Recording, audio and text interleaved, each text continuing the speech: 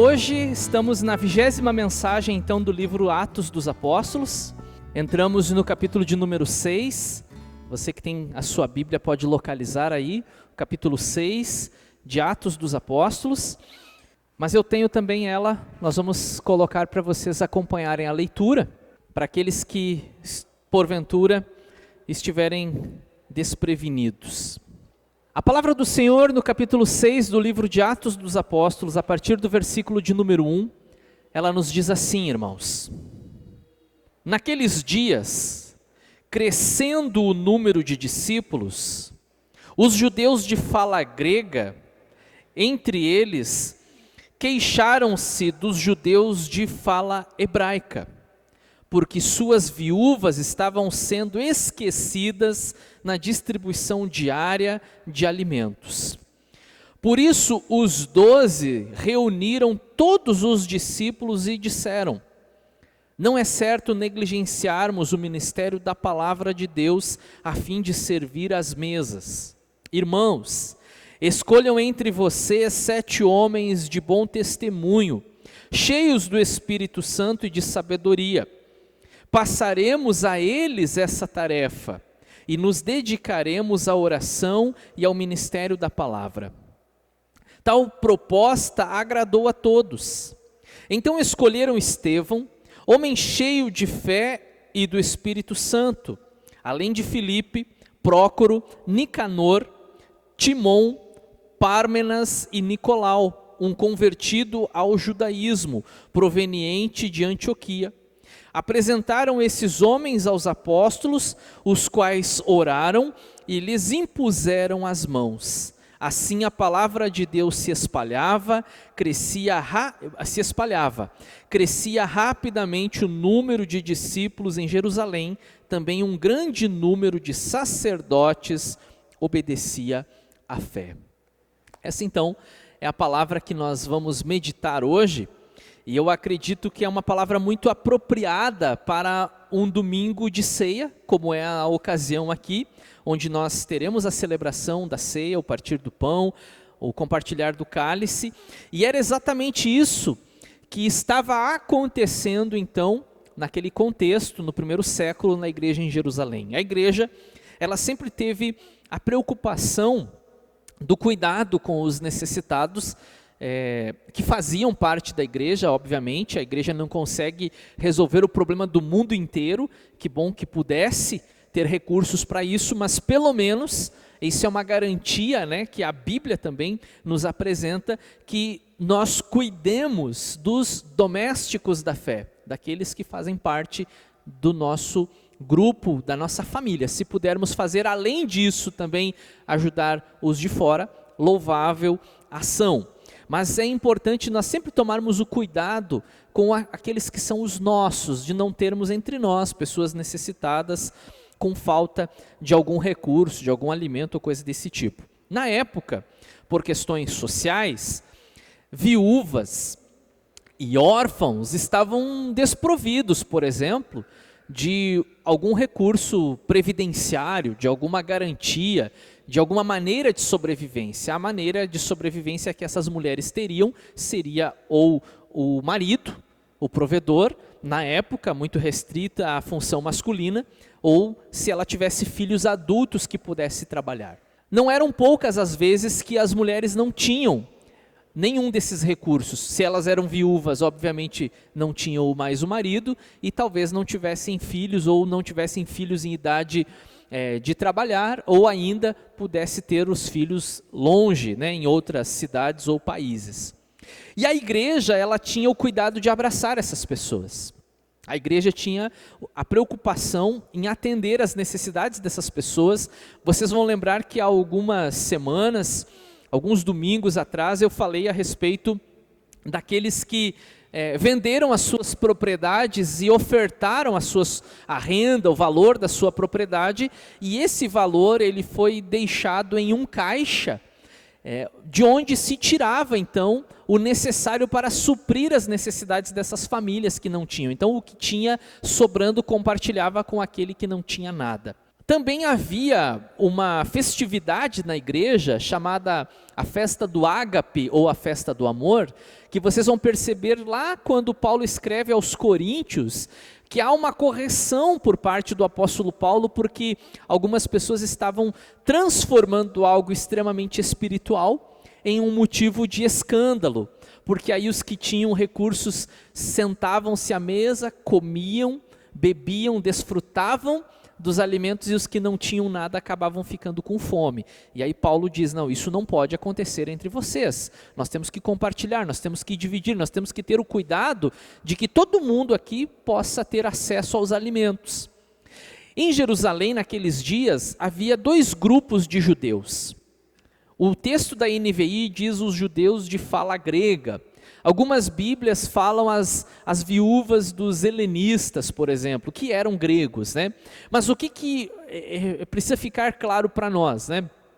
Esses judeus de fala grega ou helenistas, eles eram judeus, etnicamente judeus, porém nascidos e criados na diáspora, ou seja, espalhados pelo mundo, em qualquer país, nação ou cidade fora dos limites de Israel. Muitas dessas pessoas chegavam um momento da sua vida que elas realizavam o sonho de poder voltar para a pátria, para a terra natal dos seus antepassados, a terra da promessa que Deus prometeu a Abraão e que depois, nos dias de Josué, eles conquistaram.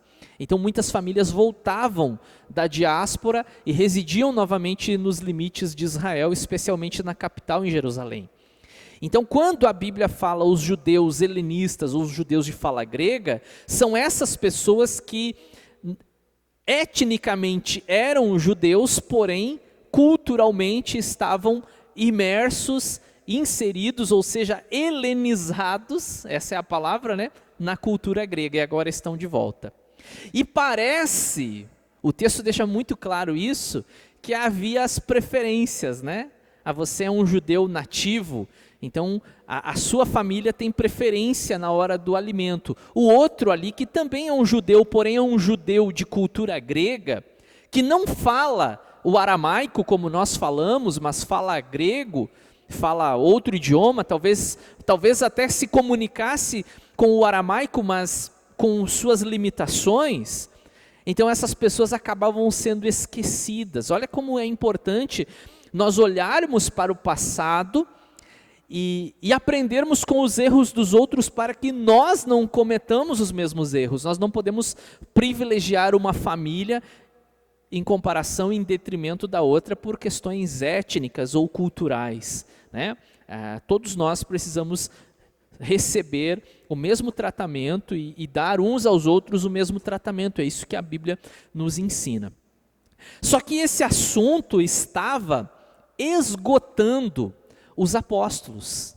Os apóstolos, além de todos os afazeres que eles tinham, pregações, estudos, ministrações nos cultos, oração pelos enfermos e tantas outras atividades desempenhadas pelos apóstolos, eles ainda tinham que tomar o cuidado de ver se cada família já recebeu o alimento da semana.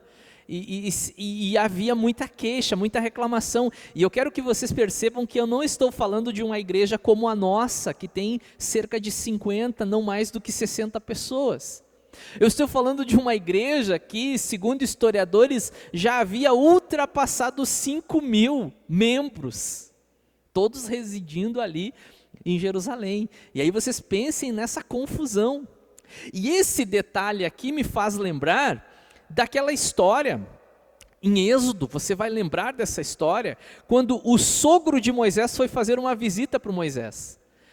E o Moisés não tinha nem tempo para dar atenção para o seu sogro, porque ele ficava sentado à mesa, julgando as causas do povo que faziam uma fila interminável diante de Moisés, e ele do amanhecer ao anoitecer estava ali ouvindo a reclamação de cada um. Não, porque o meu boi foi pastar na parte do vizinho, e o vizinho pegou o meu boi, fez um churrasco com o meu boi, e agora eu quero o meu boi de volta. E o Moisés ali ouvindo e dando o veredito de cada sentença. Aí o sogro dele diz assim: Moisés, isso aí não é saudável. Você não vai aguentar muito tempo resolvendo esses problemas, descascando esses pepinos ou abacaxis. Você precisa delegar autoridade a outras pessoas dotadas de sabedoria, que possam ouvir as causas do povo e elas que julguem as causas do povo. E se tiver uma ou outra questão que não puder ser resolvida por esses líderes que vão liderar 10, 100 ou 1000 pessoas, aí então essas questões serão trazidas e aí então você vai resolver as questões que eles não puderem resolver. Mas segue o meu conselho, disse Jetro, faz isso, distribui a carga. E foi isso que Moisés fez e foi o que possibilitou que Moisés continuasse sendo líder do povo sem perder o controle da situação e sem perder a sua saúde, porque aquele não era um modelo saudável, um modelo centralizador, onde apenas uma pessoa resolve tudo, e se um dia aquela pessoa não estiver presente, ninguém sabe o que fazer. Agora vocês percebem que o mesmo modelo é adotado pelos apóstolos, que estão percebendo que estão perdendo o controle da situação. Esse aqui é o tema que nós vamos discorrer hoje. Estão percebendo que estão perdendo o controle da situação, e aí fazem como nós fizemos agora à tarde aqui em Assembleia Geral, né? Votamos, decidimos líderes de departamentos, membros de diretoria e etc. Eles fazem isso, gente, então vocês vão escolher. Escolham vocês 7 homens, conforme o texto, e aí tem uma lista ali, alguns mais conhecidos do que outros, alguns vão se tornar mais evidentes do que outros, como por exemplo Estevão e Filipe, né, em relação a outros aqui, mas 7 pessoas que puderam então controlar, tomar o cuidado, supervisionar a distribuição dos alimentos e outras questões, servir as mesas, fazer escala da limpeza, quem é que vai limpar tantos pratos, né, tantos copos, quem é que vai controlar, qual vai ser o cardápio de amanhã, tinha que ter pessoas que fossem capacitadas, escolhidas pela igreja e, como diz o próprio texto, pessoas tementes a Deus, dotadas de sabedoria, cheias do Espírito Santo, e isso precisava ser evidente na vida dessas pessoas para que elas pudessem então atuar na obra de Deus. E os apóstolos, eles tinham uma missão, e não significa que essa tarefa que eles estavam realizando, separar o alimento, decidir para onde que vai a cesta básica do mês, qual família que vai receber, quem que vai ficar na escala de fazer a ceia, como nós fizemos hoje, tinha pessoas aqui organizando a ceia, quem está na escala de fazer a limpeza, não significa que esse trabalho não fosse um trabalho importante, era e continua sendo um trabalho importantíssimo. Agora, os apóstolos, eles tinham uma função dada por Deus, que era dedicar a vida deles ao ensino, a pregação do evangelho e a oração. E eu confesso para vocês que eu, particularmente, eu vivi durante muito tempo esse conflito pessoal, quando eu deixei a minha vida profissional e me entreguei inteiramente, em tempo integral, como pastor. E nos primeiros meses ou anos, muitas vezes eu tive a impressão de que eu não estava trabalhando. Eu me sentia como um desempregado, porque eu não estou fazendo nada, eu precisava arrumar alguma coisa para fazer, eu precisava ir na igreja pintar alguma coisa, eu precisava ir na igreja consertar alguma coisa para que os irmãos me vissem trabalhando e dissessem, o pastor está fazendo alguma coisa. Porque a gente ouve às vezes algumas piadas e eu já nem ligo mais para isso, né? A vida de pastor não faz nada, né? Talvez possa até ter alguns que não fazem mesmo, mas eu sei o quanto que eu faço e a demanda, ela é grande, né? E é verdade que as pessoas, olha como as coisas são, as pessoas elas querem sair de casa no domingo e elas querem chegar na igreja, o que elas querem ouvir no domingo? Elas querem ouvir uma palavra, uma boa mensagem, elas querem que a mensagem seja bíblica, uma pregação expositiva.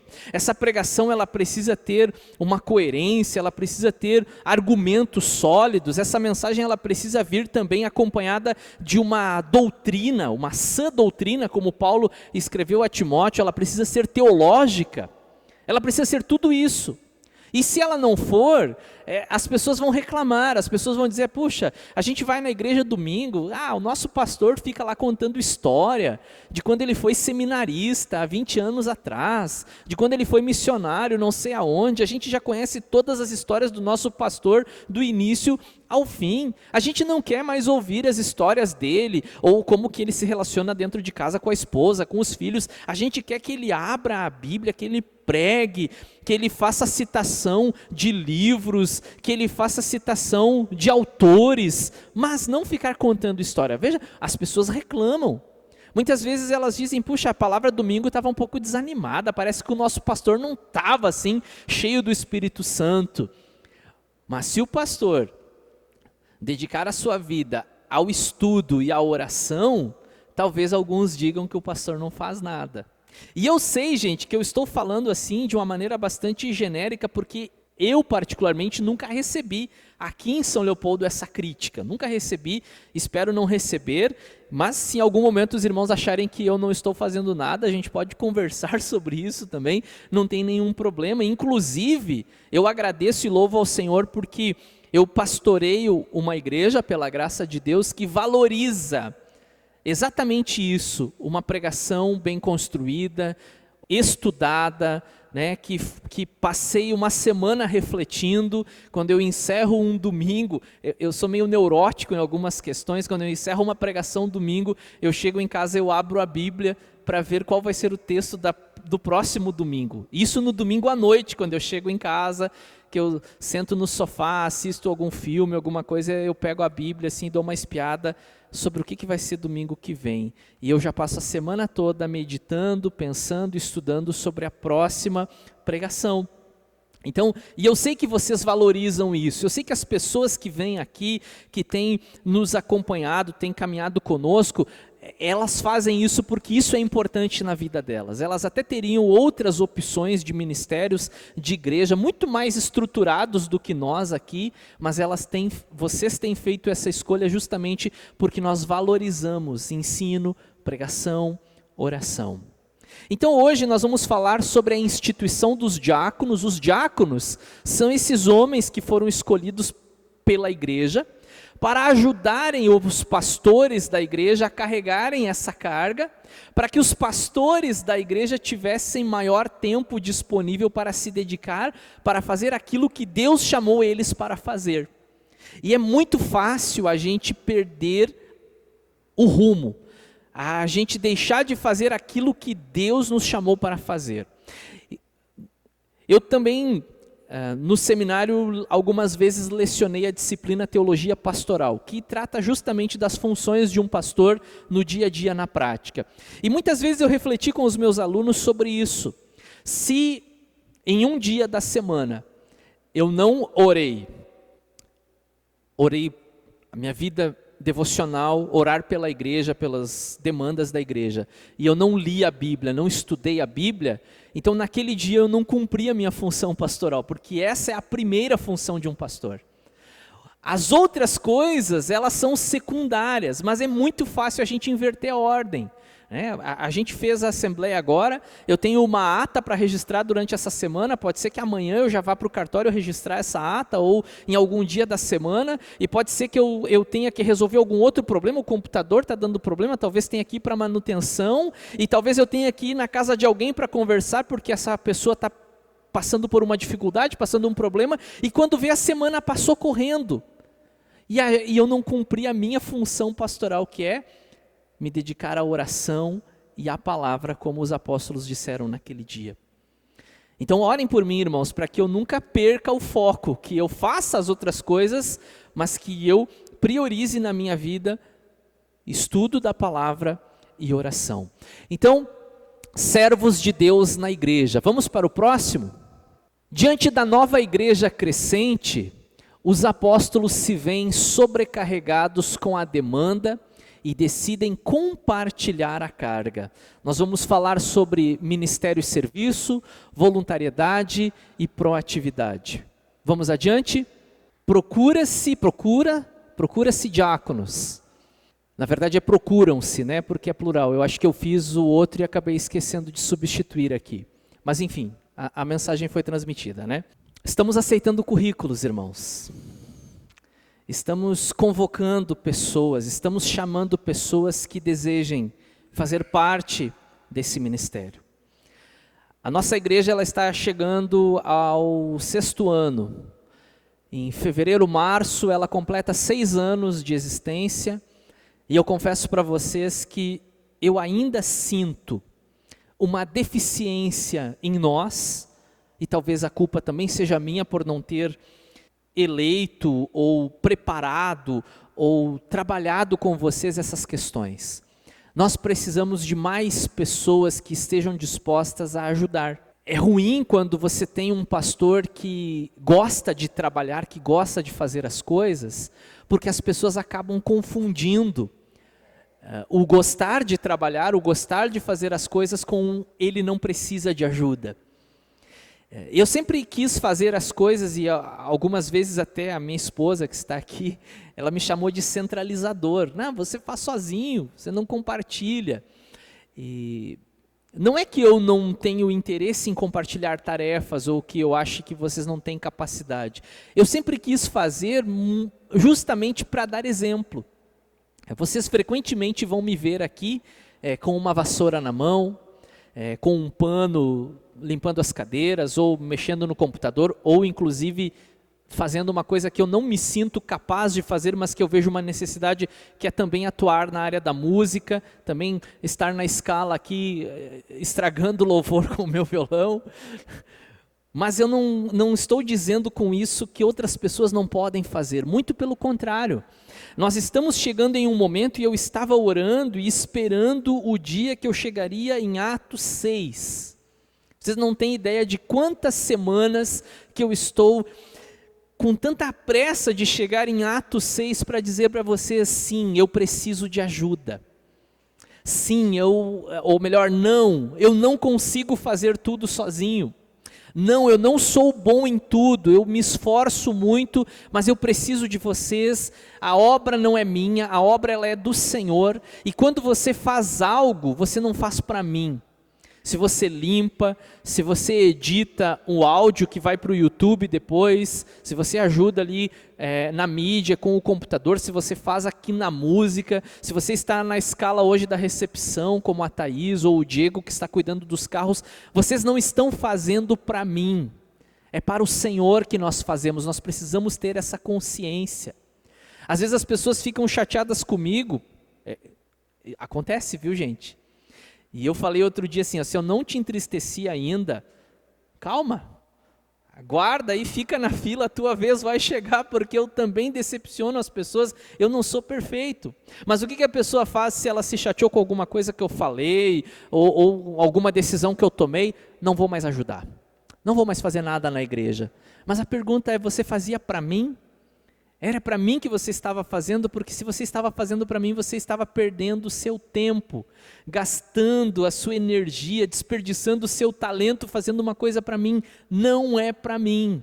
Se você até aqui fez algo para me agradar, eu quero te convidar a mudar a sua perspectiva, a sua visão do que é atuar na obra de Deus. Você precisa aprender a fazer para Deus, para Jesus. A igreja é um ambiente de trabalho também, onde nós fazemos para Deus. E não porque o pastor quer, ou porque o irmão fulano pediu, mas tendo essa consciência de que nós fazemos para Deus. Então nós estamos convocando, nós estamos procurando diáconos que desejem atuar, servir na obra de Deus. E aí então, o que eu quero conversar com vocês? Quais são os requisitos para ser um diácono? E quando eu digo diácono, eu quero que fique claro para vocês que o diácono ele pode ser sim um oficial da igreja, ordenado, reconhecido, consagrado, com a imposição de mãos, como a gente viu no texto, mas que de certa forma todos nós deveríamos exercer, porque a palavra diácono significa servo. E se o nosso Senhor, eu quero que vocês prestem atenção nisso, se o nosso Senhor, num determinado dia, pegou uma bacia, amarrou uma toalha na sua cintura e foi nos pés dos apóstolos e lavou os pés dos apóstolos. Alguns deles até se escandalizaram. O próprio Pedro disse: não, jamais vai lavar os meus pés, porque essa era a função de um escravo, de um servo dentro de uma casa. Aí Jesus diz: esperem, vocês precisam que eu faça isso por vocês, e vocês precisam fazer o mesmo. E o que é fazer o mesmo? É lavar o pé? Não faz sentido na nossa cultura. Mas o que é fazer o mesmo? É servir, estar disposto a servir. Então a palavra diácono, ela pode ser traduzida como servo, e num certo sentido da palavra, todos nós deveríamos ser diáconos. Independente se nós fomos consagrados em um culto específico ou não. Claro que nós queremos chegar lá, eu quero poder chegar no momento que eu apresente diante da igreja oficialmente uma meia dúzia de diáconos ou mais, se assim for. Mas claro que eu não vou fazer como muitas vezes eu vi acontecer nas igrejas. Eu quero que esse rapaz aqui faça parte da igreja, mas como é que eu posso, de alguma maneira, fazer com que ele fique aqui? Eu já sei, eu vou colocar ele como diácono. Aí ele vai ficar bem faceiro, porque afinal de contas agora ele é um diácono na igreja, e aí ele fica aqui. Não pode ser assim. Eu não posso ficar distribuindo cargos, ministérios para agradar as pessoas. As pessoas, elas têm que demonstrar, como o próprio texto diz, essas pessoas, elas precisariam ser provadas. E uma vez avaliadas pela igreja, a igreja vai olhar para essas pessoas e vai dizer: essa pessoa é um diácono. E eu vou falar algo aqui que outras pessoas já falaram. Quando você olha para o Rafael, o que você vê no Rafael? Podem falar. Um servo, um diácono. Então não fui eu que inventei esse título e vou colocar lá: o Rafael, você vai ser diácono a partir de hoje. Ele demonstra isso diante da igreja. Só que uma igreja precisa de mais do que uma pessoa fazendo isso. Eu sei que o Rafa é humilde, eu posso falar isso, ele não se orgulha, ele não vai se sentir melhor que os outros por causa disso. Porque normalmente quem tem esse sentimento, ele não faz isso para se vangloriar. Ele entende que é a graça de Deus, é a misericórdia do Senhor que nos possibilita exercermos um trabalho, uma função no reino de Deus. Então você precisa ter um coração voluntário. É isso que eu espero, é isso que Deus espera de você. Você percebe que essa mensagem, ela está falando diretamente com cada um de vocês? Onde está esse coração voluntário? Você precisa ter esse coração voluntário que tem disposição, desejo, vontade, atitude. Olha, eu quero também fazer. Eu quero também fazer. Pastor, eu preciso saber aí, precisa de alguma coisa no que eu posso ser útil. Onde é que tem, e eu sempre falava sobre isso, que ninguém pode dizer assim: eu vou sair da igreja ali, da Ibicinos. Você pode sair da igreja por N razões, mas você nunca pode dizer assim: eu vou sair da igreja porque lá eu não tenho oportunidade. Oportunidade tem. Talvez, quando as pessoas dizem eu quero oportunidade, elas querem pregar, elas querem cantar, elas querem ser líder de alguma coisa. Mas oportunidade para você exercer ministério, e a palavra ministério significa serviço, oportunidade para exercer serviço aqui tem. Muitas vezes eu fiz aqui, marquei mutirão, pouquíssimas pessoas vieram.